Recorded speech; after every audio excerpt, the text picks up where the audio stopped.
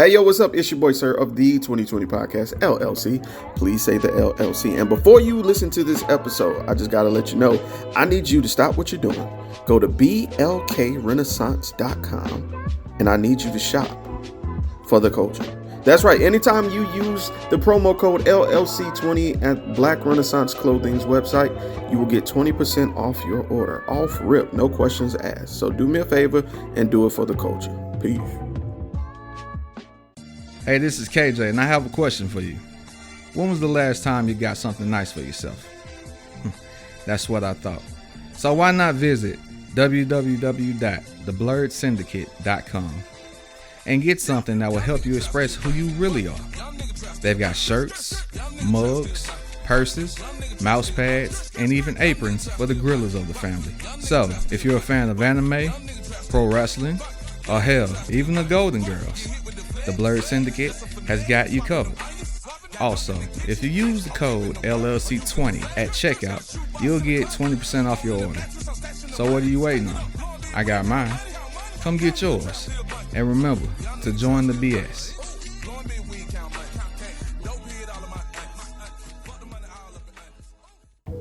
Hi guys, it's Mr. I'm Just Being Honest, host of the Truth Serum podcast for the people. You can find me on Spotify, Anchor, and Buzzsprout. More networks coming soon. Happy listening.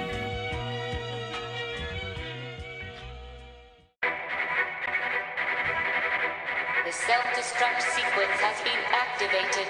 Repeat, the self-destruct sequence has been activated. This sequence may not be aborted.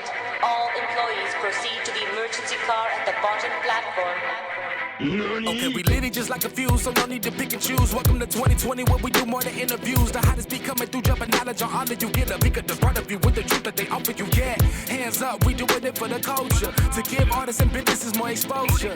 Keeping it real and stay silent just like a boulder. It's about to go all the way down, can't get no lower. Chasing my dreams, know that they get no slower. But if I stay running, I promise they getting closer. Moreover, success my older. And if you're sleeping on me, I'm waking them up like Folgers. I told you, coming from the land with the tide roll. Well, we'll be on a whole different vibe though. We like to ride slow and keep our windows tinted so you really can see us like Stevie Wonder waking up with his eyes closed. Yeah, got the kind of flow that rock the boat. On my 16s of pounds of dope. And if you figure you can hang with me on the mic, then grab some rope. Matter of fact, better grab some hope. While you at it, we keep it live, it's time to tune in. Turn up the sound on what you're using. It goes so hard, I think it's bruising. The show is 2020, no need to zoom in. Yeah. Hey, yo, what's up? It's your boy, Sir, of the 2020 Podcast, LLC. Please say the LLC. And today I have a special guest, a couple of guests. Bolanle and Folami of U&I-RIse. How are y'all doing today? Great. Thank you so much for asking. How are you? I am doing spectacular. It's always a pleasure to run back into one of my friends from my college days, Folami. Like I said, you and I go back over 10 years. And when I did an open forum for anyone who may be interested in an interview, you immediately hit my inbox. And I was like, oh, got to take care of my girl first off rip. She got to get this. So just wanted to give you guys your flowers first. Folami, I've always thought highly of you and respected you from my years in college.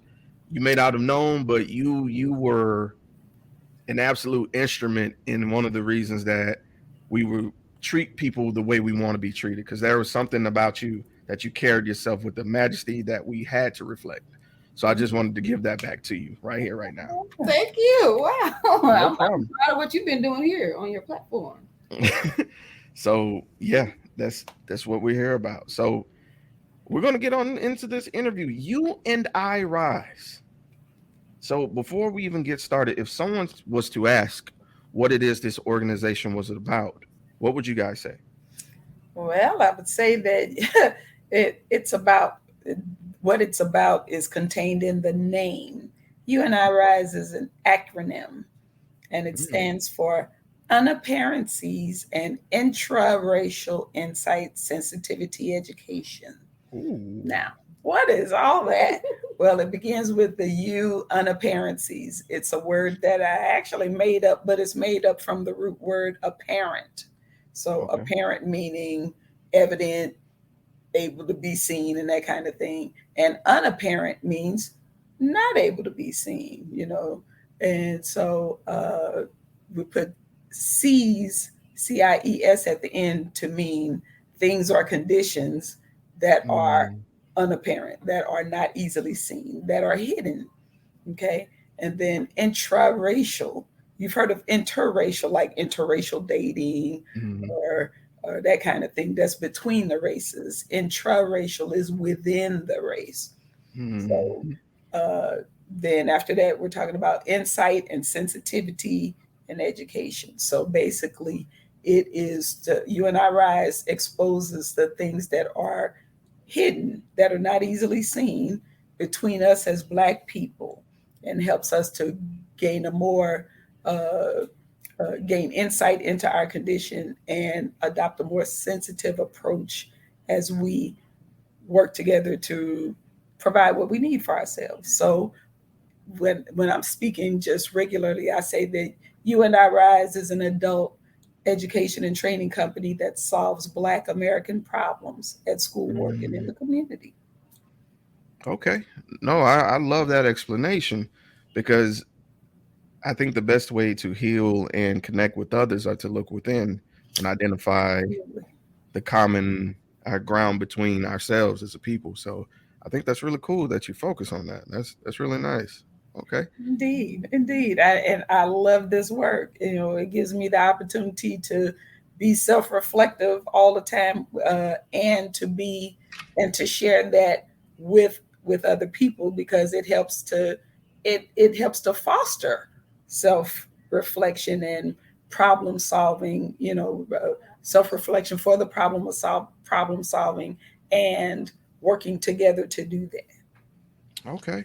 No, I love that.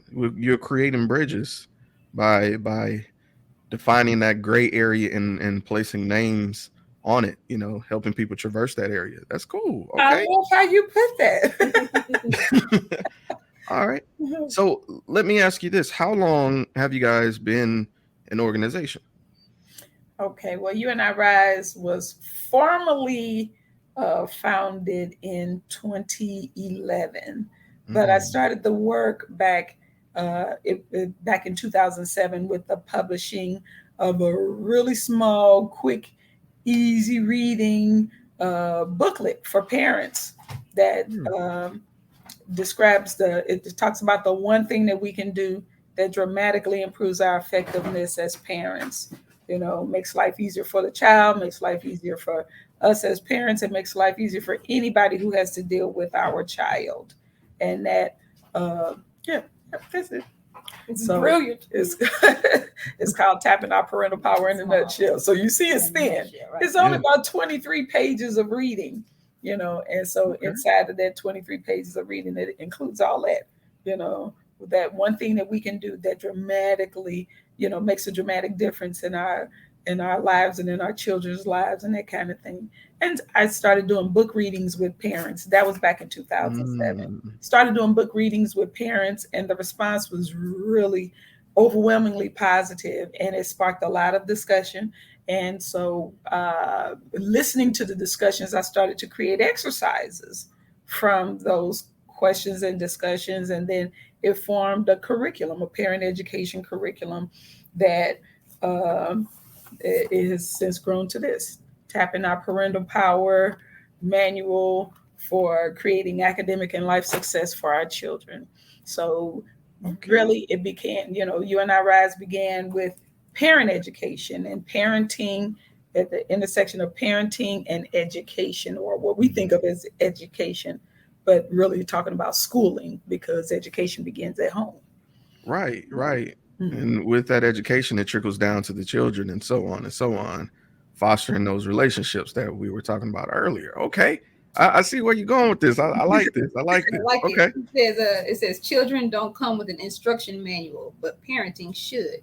I Mm. love it. You know what? What's interesting about that is, admittingly, you hear a lot of the more seasoned parents admitting that, when we were younger parents, we were just, flying by the coats of our, the straps of our boots, I believe the saying was, just winging it as you could. But with that guidance, in physical form, because don't get me wrong, passing things down, verbally is effective, but sometimes, like myself, some people break it down easier when they have a physical representation of that wisdom, in their hands. So, Indeed. and not only that, sometimes people can't break down the intricacies, in an understandable way that just the English language can.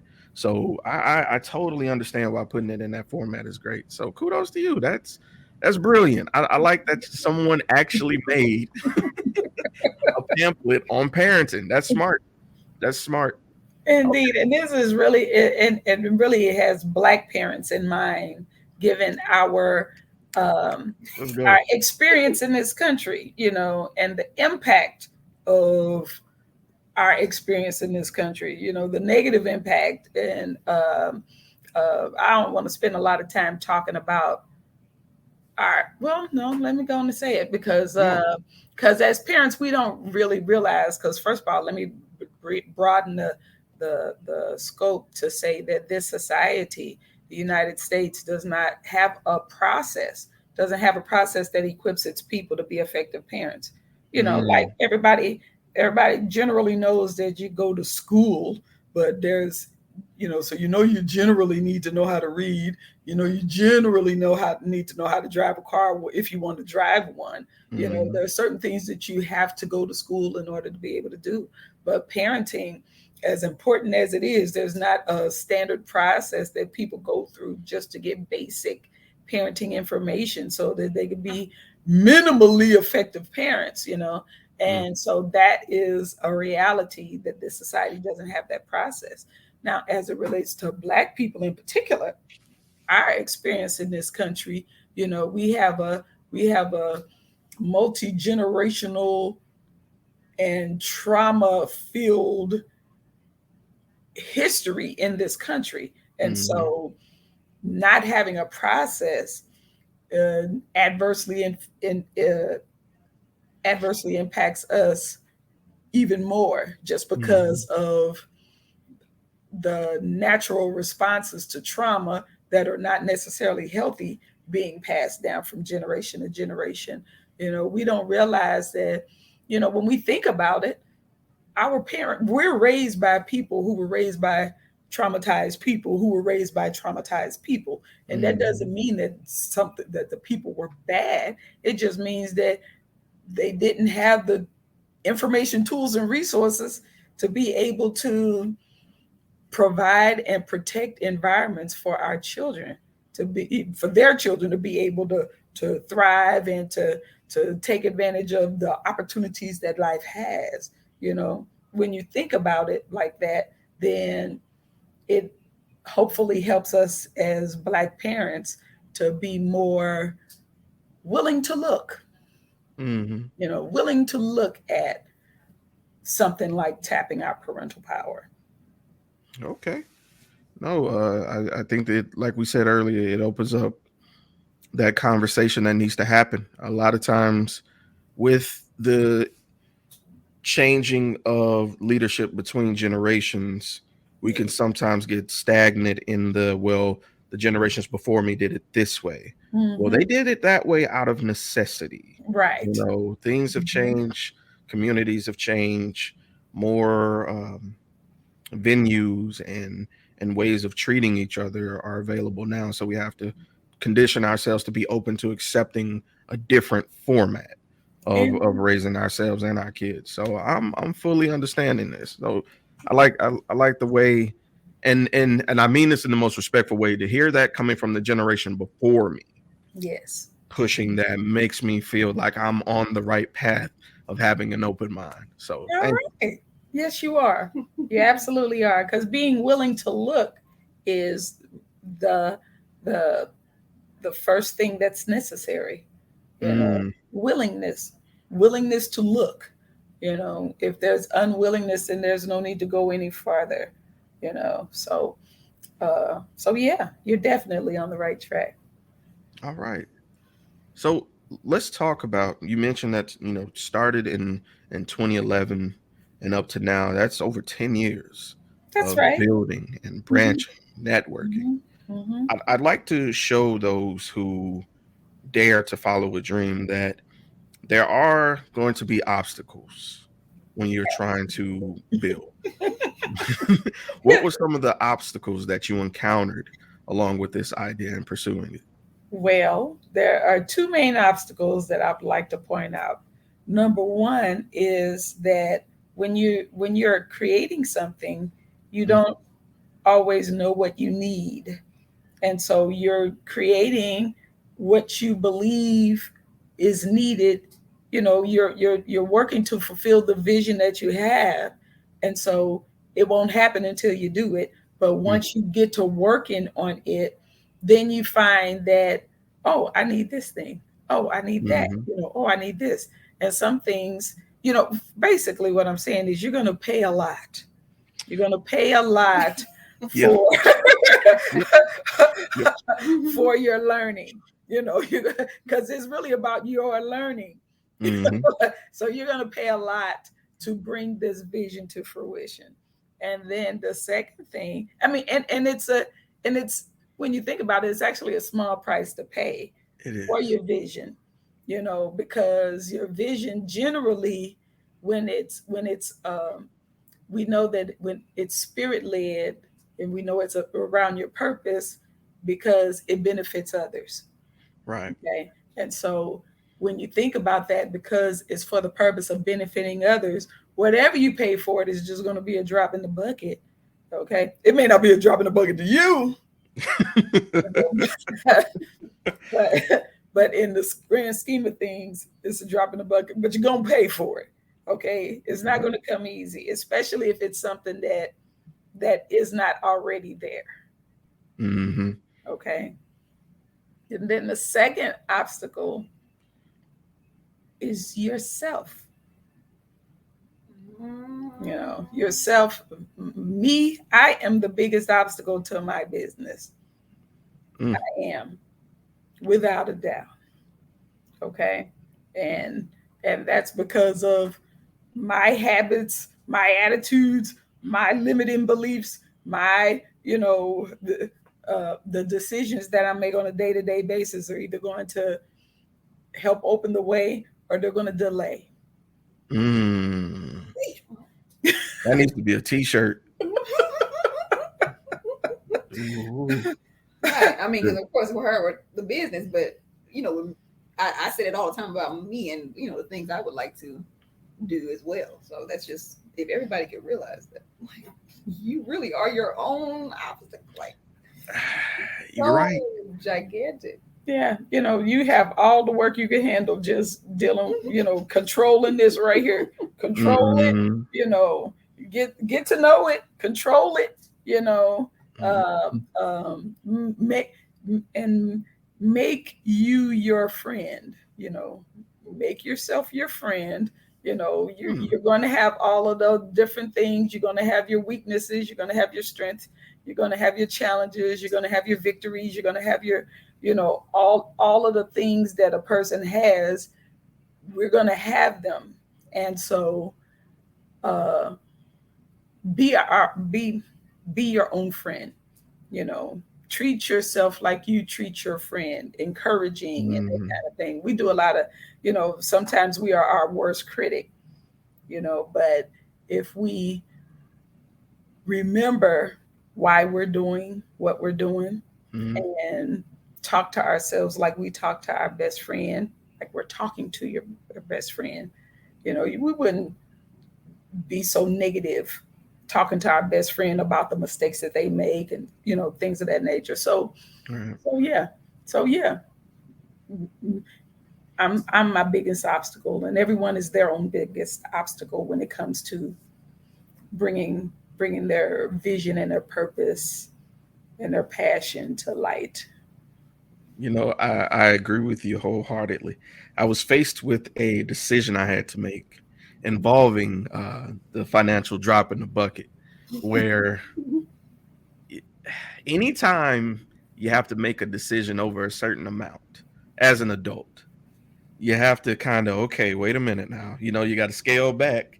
Yeah. But I had the experience of having to convince myself it was okay to use this to pursue my dream. And I found out that is due to trauma.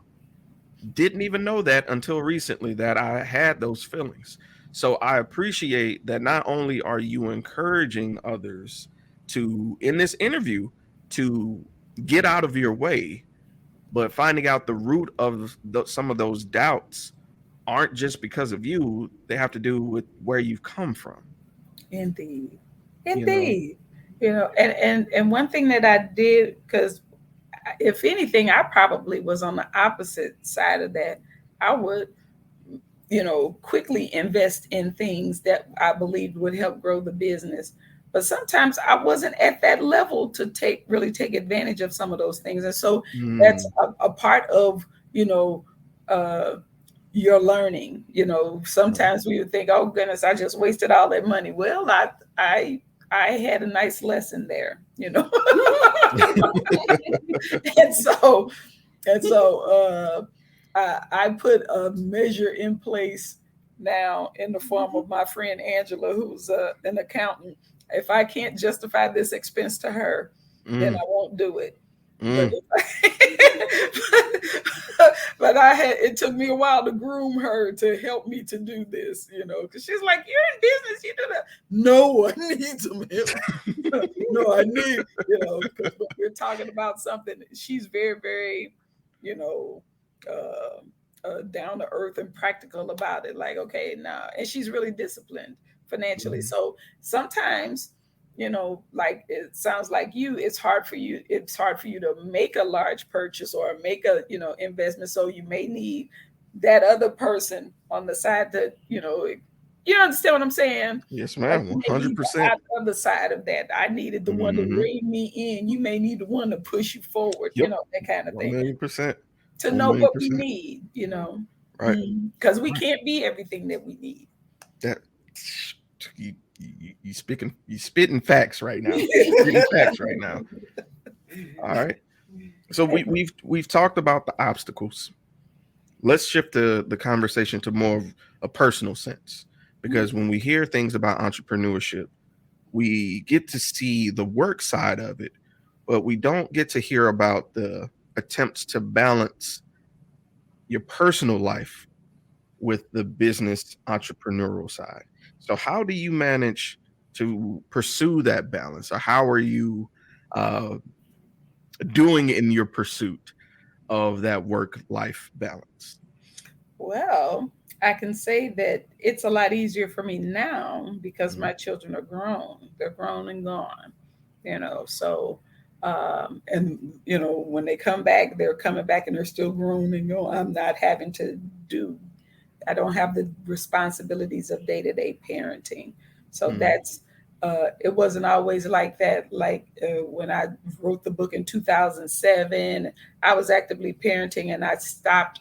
My last ones relieved me of the responsibility somewhere around 2013 or 2014. Okay, so that's how long I've been empty nesting. But so that has allowed a lot of flexibility. And so I'm aware that I'm older than probably your listening audience. So they are dealing with families and that kind of thing. So I'm going to let Folami jump in here about that. How do you do? Well, as far as juggling personal life and entrepreneurship, it's working with U&I-RIse is nice because it is a flexible type of a schedule, and my mother did that on purpose because of her wanting to do entrepreneurial pursuits and work on behalf of our people, and also be an attentive parent. And that's true. I forgot to say that. Right. That's true. Yeah. So she designed her business in the way that where she can employ, in particular single parents, because that way they can earn a substantial income and at the same time, be present as a parent. which is extremely important. A lot of times, and she says in her book, a lot of times, I'm sorry, a lot of times we put the priority above parenting, the priority of our jobs, the priority of school and everything else. And but yeah, the way I balance it, I don't. My issue is I lean more on the personal side. I guess I need to figure out how to incorporate more of the working part, because I don't have a problem balancing work and life. And I'm happy you said everything that you said, because it allows me to think about how I came to make that decision. And it came down to this. A lot of the information that I share in the Tapping Our Parental Power workshop, um, the foundational thinking of the exercises and that kind of thing, they come from my experience, because I took a course back when Folami was about 4 years old. I took a course that that was facilitated by the founders of an African-centered school. So it was like a 13 or 14-week course. We met Friday evenings, and it explained African-centered education, what it is, what it isn't, and how parents can support their children in an African-centered educational environment. That was parents had to complete that before, not before they enrolled their children, but it was a condition of enrolling their children. If they enrolled their children at this independent school, their parents had to go through this course so they understood what they were enrolling into. And so me having that foundation of information about my responsibility as a parent, and how African-centered education, the definition of it, and what we need to be about as Black people, it helped me to decide what was most important. It helped me to prioritize my role as a parent, and make income earning, I was going to say secondary, but it wasn't secondary. It had to encompass, or it had to overlap, or it had to respect the fact that I was a parent. My income earning had to respect that, and so that was a situation that I was able to create for myself, to be a independent contractor as opposed to an employee. Okay. All right. Well, that's a good explanation. So, because the reason I enjoy that question, because that's one of those questions that nobody's, and I mean absolutely nobody's, responses are the same. Yes. A lot of that question tends to show, where we are in our journey, whether it be in the beginning or in the middle, or if we've completed a goal. The point of it is, majority of the people I've spoken with that question have yet to absolutely perfect that balance. Reason being is we are constantly pursuing the next goal. So things change. Life is shifting. It is like a boat in the water. It's never just smooth sailing all the time. So you have to be open to change, open to adjustments. But it seems with your plan, you foresaw that. So you wanted that flexibility to start from. So I think that's really good that you got off on that foot to start with before you even, got everything rolling. That's great.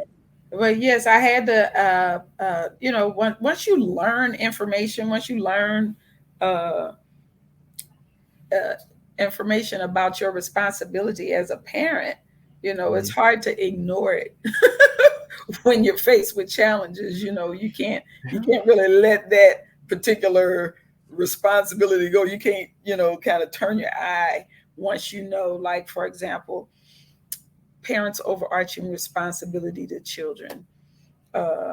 If I'm convinced that if Black parents just knew this across the board, it would change the way that we approach parenting. And that is, uh, and tell me if you've ever heard this. A parent's overarching responsibility to their children, is to help their children to discover their purpose. Yes, I have. Wonderful. Wonderful. There's a lot of parents who have not heard that. And when parents hear it, it may, like, wow. And the first thing that they say is, well, I don't know my purpose. Mm. And it's understandable that we don't know our purpose, especially in this country, given our history, right? Yep. Right. Okay. All right. But then that doesn't mean that we can't discover our purpose. It's just that now because we're parents and we have the responsibility of helping our children to discover their purpose, then a lot of the time it's my personal belief, and I believe it to my bones, that we will discover our purpose as we expose our children to experiences that help them to discover theirs. Ooh. That makes sense? It does. It does. It does. We encourage them to find their way, and in that sense, we will find our purpose in that as well. Indeed. I love it. I love it. Okay. So you mentioned earlier that, with some of the events you've attended and done and received feedback from, was some of the sessions where you did readings, read-alongs with some of the parents that were involved in your organization. So I wanted to ask, over the last 10 plus years, has there been one defining event or interaction, or I guess just any moment that kind of solidified and confirmed that you were on that path that you wanted? Just that one memory where you were like, you know what? This is why I do this. This right here is why. When the first time I actually held a workshop, when I had compiled a few exercises, and I asked some parents to please attend. And the first time I did it, it was maybe, I can't remember how many weeks it was, but it was maybe 2 or 3 weeks or something like that. Met once a week. And I had I befriended a videographer, and he was like, well, let me come up and record some testimonials. And I was like, thank you. That's beautiful. Yes. And when he recorded those testimonials, I was because I didn't ask them to, I asked them to record a testimonial, but the things that they said was just, it was exactly why I did it, because parents were saying things like, well, it made me think more about me being a person in addition to being a parent. It made me more aware of myself and what I am bringing to my children, and it made me aware of something like I may be wanting to spend more quality time with my children, but I had to ask myself, I went through questions that have me to evaluate whether or not I was actually doing this thing that I said I wanted to do, that kind of stuff. One said, had me, I went home and I caused positive interaction between, me and my children.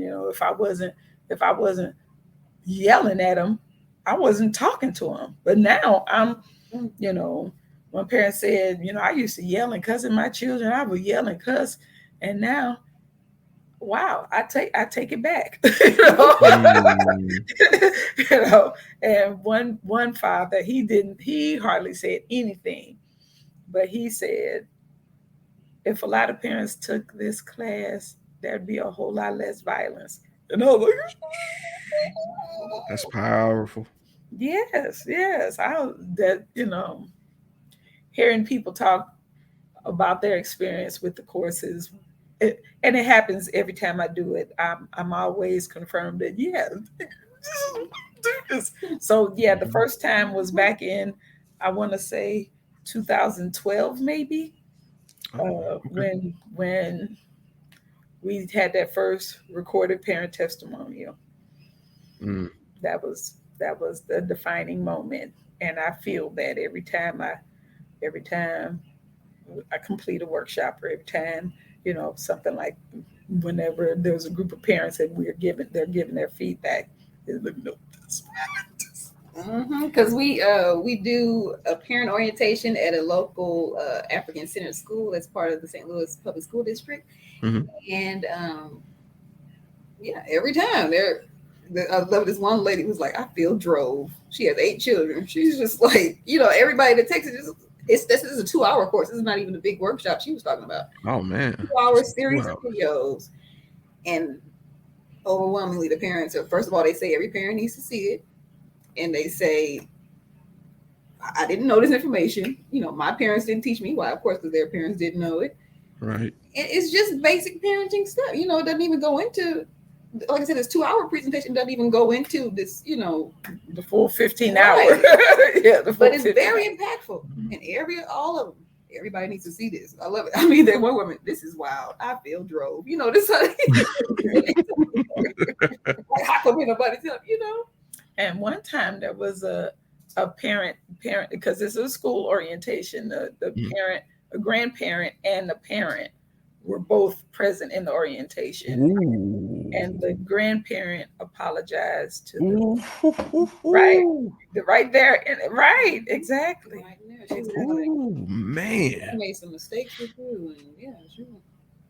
Ooh, that's powerful. Yeah. It is, isn't it?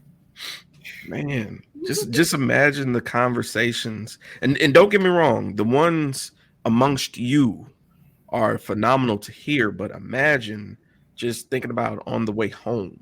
That's or right. when it's just them in the room, just some of the clarity that you may not have gotten for 20 plus years. You may, oh man. Woo. Yeah, because they come back and they tell us, they're like, I've been telling everybody about this. Like, I got a lot of people to see this, I've been telling everybody about y'all's presentation and stuff. So yeah. That's amazing. That's amazing. And I'm kind of excited because that leads to my next question, because one of the things about doing these interviews is I get to ask the question about your future plans. It's good to see, where you guys have come from. But with this question, I'm going to ask you about your future. So where would you guys like to see yourselves as people? Let me make that a point. As people in the next 1 year, 3 years, and in 10 years? And also, where would you like to see U&I-RIse in 1 year, 3 years, and 10 years? Okay, myself in a year, 56. I'll be 56 in a year. So All where right. will I be? I'm pretty sure I'll still be in this house. A lot of when I think about what I'd be doing, it's attached to the business, because that's how I think about it.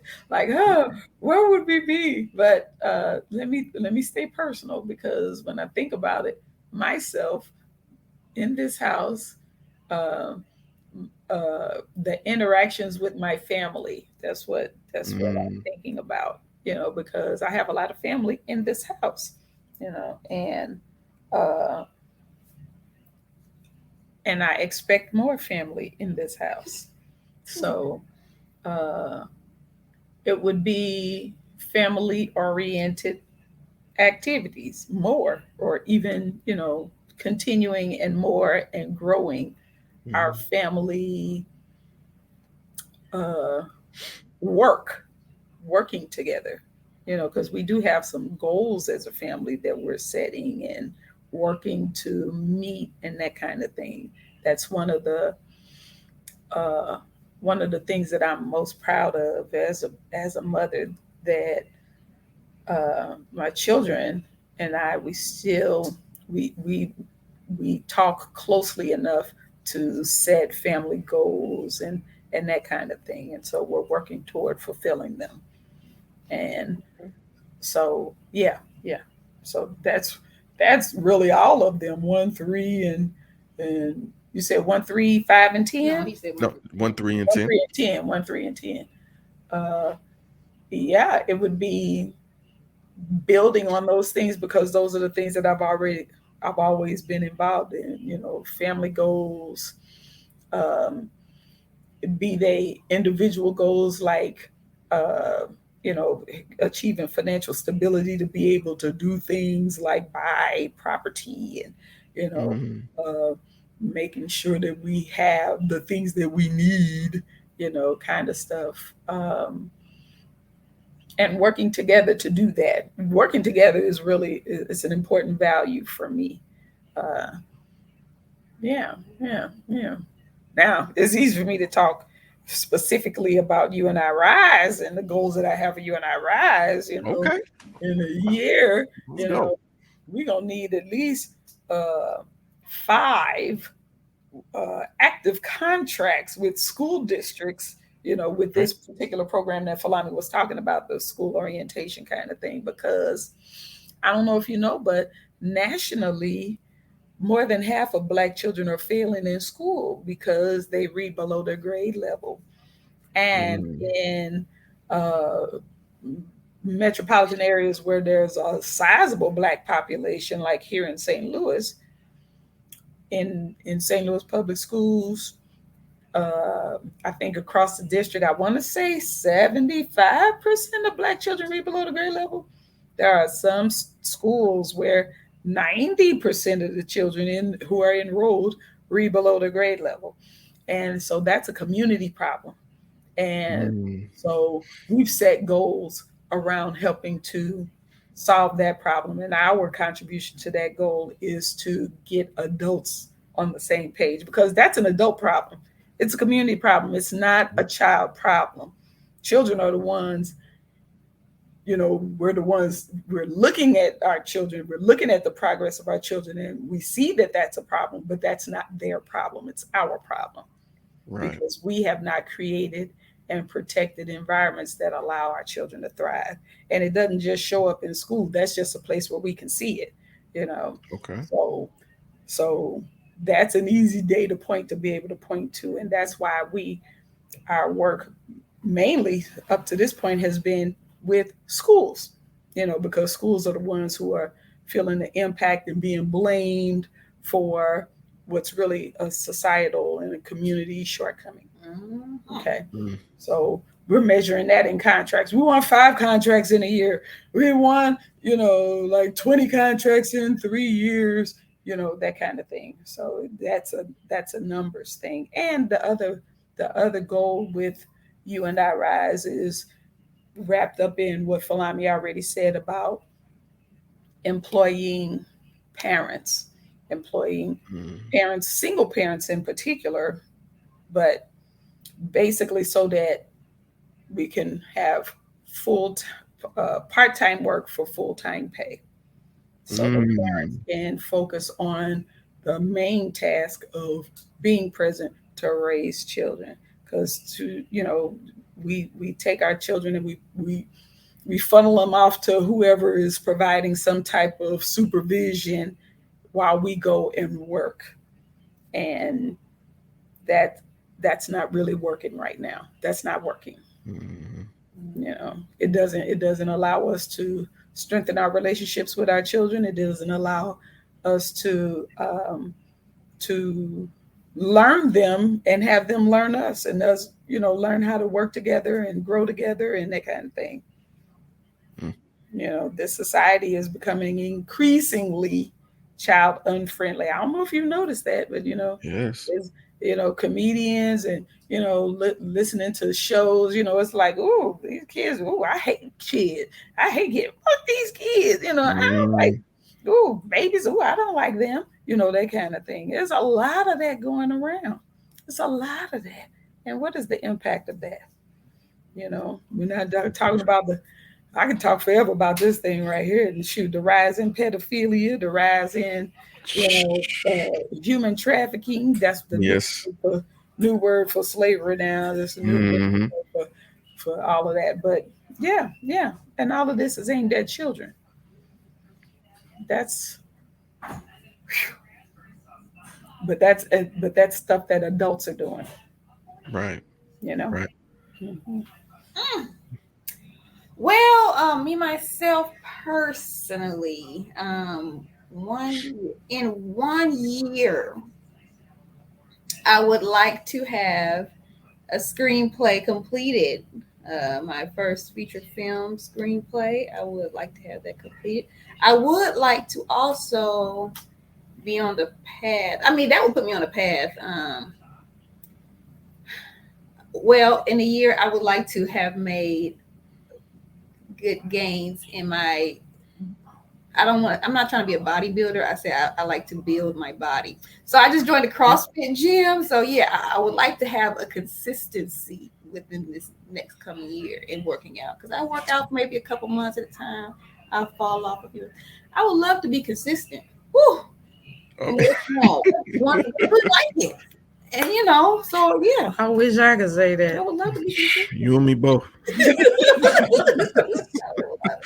I like African dance, but Man, with you. working out, no. Okay, but go ahead. But yeah, well, and then what trips me up is the eating part. Because I can go to the gym today, but I just need to make sure I do my meals and eat my meals. So that'd be wonderful. I don't miss any meals. Look, I would tell you I'm on the same page. I hear you. But yeah, I hear you, Folami. Like, as easy as I thought meal prepping would be, it's fun to do, but keeping it up is a little difficult. You have to set aside time. So I hear you. 1,000,000%. Yeah. Mm-hmm. So yeah, and in 3 years, in 3 years, I would like to have. I would like to be further. I need to say something tangible. Yeah, I'm not a planner. So that's the one thing I need to work on. But yeah, I need to definitely have something in the works going toward my my media mogul desires. You know what I mean? So yeah, like maybe having made the doggone feature film, for 3 years or starting to make it or something. Do you want to be in LA still? Well, I do want to see. I know I wanted to be in LA in 3 years, for sure. But with that, because the reason I'm in St. Louis again is because of my baby girl. So it's like I've been reading Charlemagne's book, Charlemagne the God's book, Black Privilege, and he was like, he was like, yo, everybody wants to that one and Shook Ones. Yeah, it's a great book. Great book. Oh yes, I'm loving it. I'm loving it. And he's like, everybody wants to be in LA and New York, and they think they gotta be somewhere else. But he's like, yo, do what you're gonna do where you are, and that's gonna build it, So I'm like, so I'm not so much focused on LA now. I'm just gonna be like, okay, let me do, if I want to do some stand up, but I can be doing stand up around here. I can be, and I can work on any kind of filming desires around here, and that's gonna put me wherever I need to be. I'm needing money to go to LA. I'm need money to dual live in LA and St. Louis. So we'll let that work out how that is. So I'm just focused on doing my craft or whatever I would like to do. So in 10 years, your girl is definitely would like to have a television show based on my life in 10 years. So I'm just going to timestamp the date so I can save this so I can play this in the future. Okay. But, yeah. You go get it. Go get it, man. And so when you got your TV show and I come back around, it's like, yo, I need another interview about your TV show. I just, you know what I'm saying? Just remember me. That's all I ask. Oh, Jeremy, come on, man. Of course. You just say, we got you. Right. We got you. Okay. Well, I love to hear these things. And honestly, it's my second favorite question because I'm a firm believer that if you say something, you write it down, that makes it real. All you have to do at that point is just put the effort in it, 1 foot after the other, 1 foot after the other, and you will get there. So I love to hear other people's dreams. So to both of you, I hope to hear in a year's time that you guys are way closer than you think you are. Mm-hmm. So we will definitely be checking in about those dreams and those goals. I'm one of them friends that like to hold people accountable because I like the same. You know what I'm saying? So indeed. Well, how about yours? Tell us yours. Oh, mine? 1, 3, and 10. Okay. You know what? No one has ever asked me that. Okay. So in 1 year, I would like to have my second documentary completed, at least filming. I've actually filmed my first documentary on the history of Mardi Gras, that is going to release this carnival season, which will be in February. Um, in 3 years, I hope to have fully expanded on my podcast network. I currently have two other podcasts beside mine underneath my brand. I hope to have maybe six to seven, with the location, with the office space where we can come and create content. And then 10, I just want to be behind the scenes. That's it. I don't want to have to be on camera if I don't want to. I would love to be strictly a producer slash editor, because that's where my heart is. Right. So, All yeah. right. That's exciting. Thank you. I'll be checking in with you then. Hold you. I look, Yes, please do. we have this timestamp here. All right. You heard it here first. All right. So this is my final question. And before I ask it, I just want to say again, thank you guys for taking time out of your day to do this interview, because I'm sure the people listening will have drawn some inspiration and some confirmation from both of you. So again, thank you both. Thank you. No problem. No problem. So the hardest thing in the world to do is to take an idea and run with it. It's also the scariest. What words of encouragement do you guys have for that person who has a dream, they have an idea, they have an inkling of what they feel their purpose is, but they're afraid to pursue it? What would you tell that person?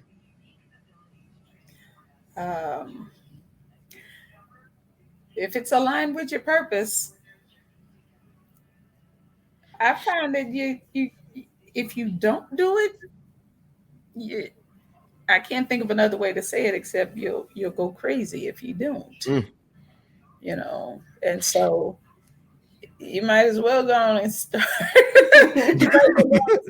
You might as well go on and start and stick with it and that kind of thing, because if you don't, you're going to be in a crazy headspace trying to do things that you won't be as productive. You won't feel fulfilled unless you are actually doing the thing that brings you, that fulfills your passion, that deals with your purpose. If you already have that inkling of what you're supposed to be doing, until you do it, you're going to be crazy.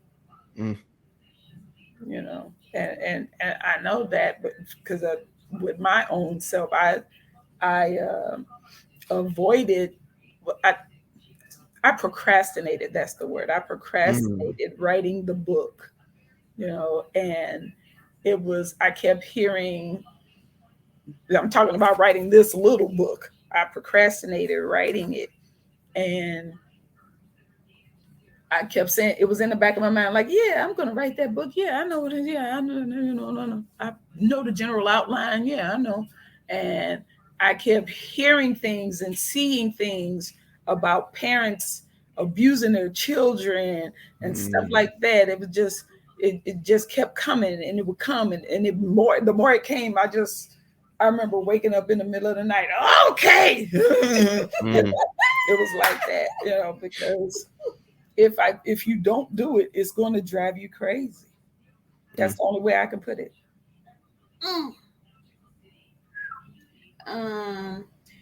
And yes, with me, I mean, I can attest to what she's saying as well, because I was in corporate America. I'm earning this great income, yet I'm like still going crazy. Like, what am I doing here? I don't, this is not fulfilling. This is not in line with my purpose. And I know people think, oh, she's so cloud in the sky. But I know I need to make money. Okay. But until, and I'm sitting up here over, in another state doing things like my mom was doing as far as social scientist type things. It's like, and I'm being analytical, and I'm looking at problems, and I'm, trying to figure out how to solve them. And my mama keeps saying, "Why don't you come work with me?" And I'm like, but I have to make money. You can't pay me, right? And so, but until I came, and I've only been employed with U&I-RIse for a couple months now, right? That's right. And so, but when I did come over, I'm like, life circumstances has made it to where this was the right timing. And I'm like, Mm. and I do feel fulfilled. And like um, they say, do what you love or do what's in line with your purpose, because then you actually won't feel like working, or do what you would do for free. And it's Mm. and I do, I'm like, I would do this for free, and this is just And what I I love to do. have done it for free. Oh,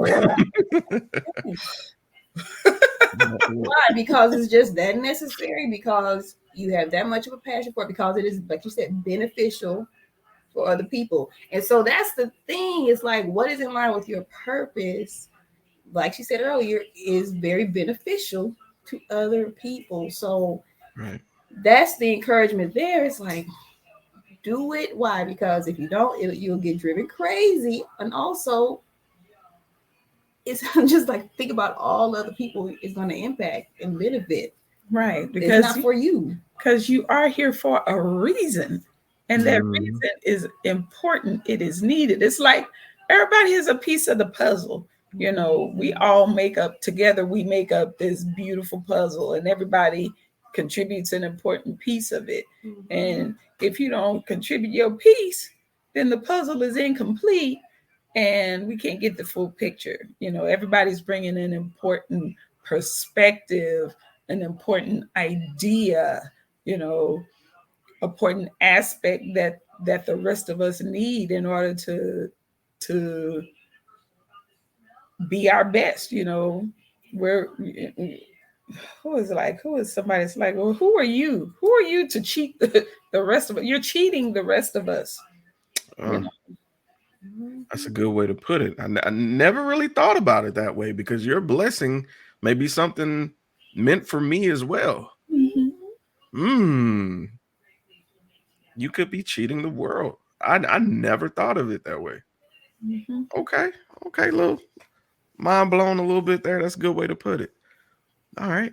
Well, ladies, if anyone wanted to get in contact with you guys about U&I-RIse, whether it be about getting further information, or maybe if they just wanted to give you guys some support or get some support from you, what's the best way to get in contact with you guys?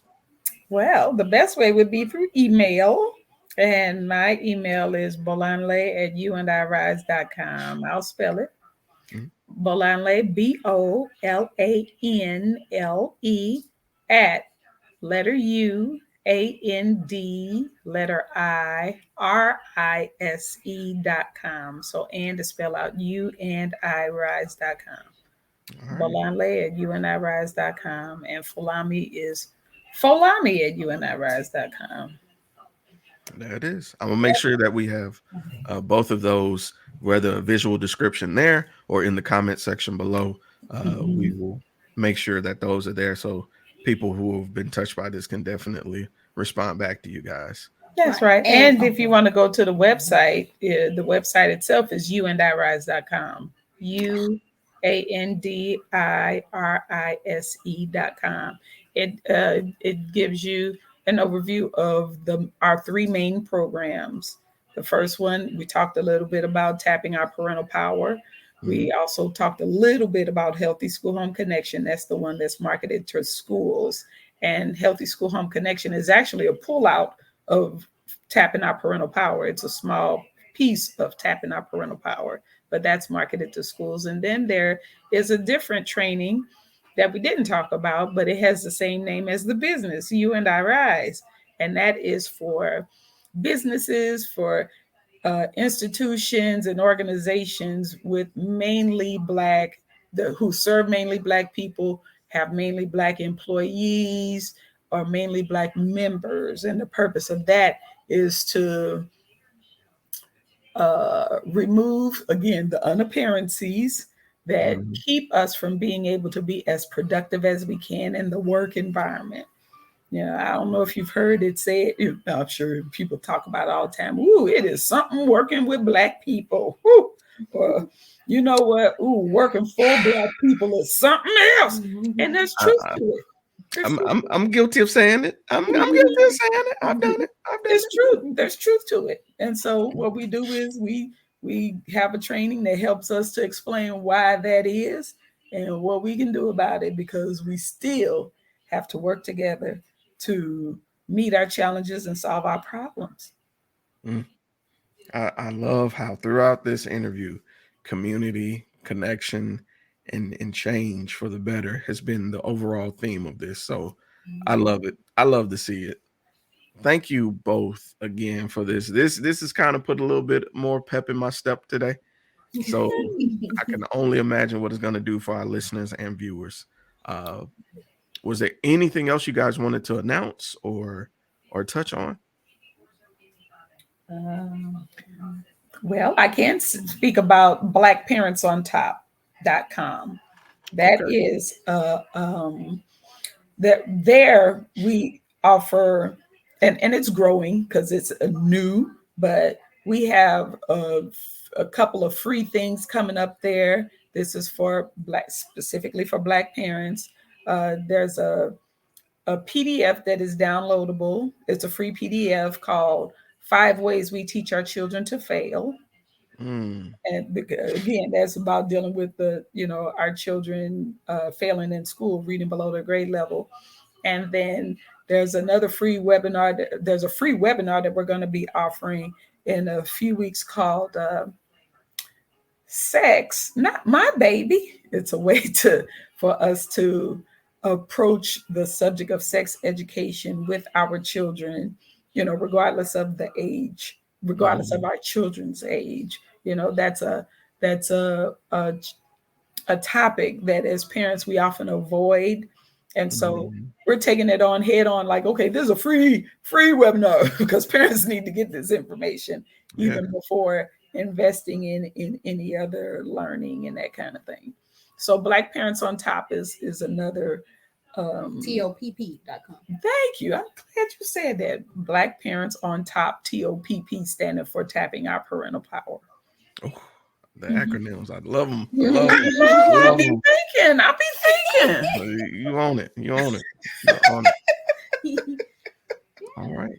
Well, ladies, again, this has been a pleasure.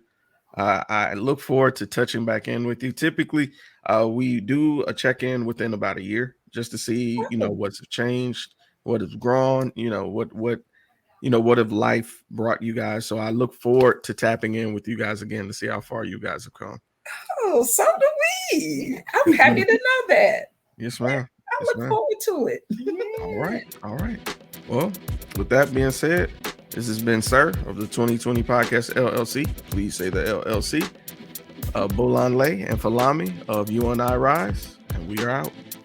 Thank you, sir. Thank you. Hey, this is Mystique. This is Mr. Everlasting. And this is the Safe Word. Safe Word. Y'all make sure y'all join us every first and third Friday of the month. Every month. We are in season 3. Season 3. Y'all already know what it is, man. Tap in.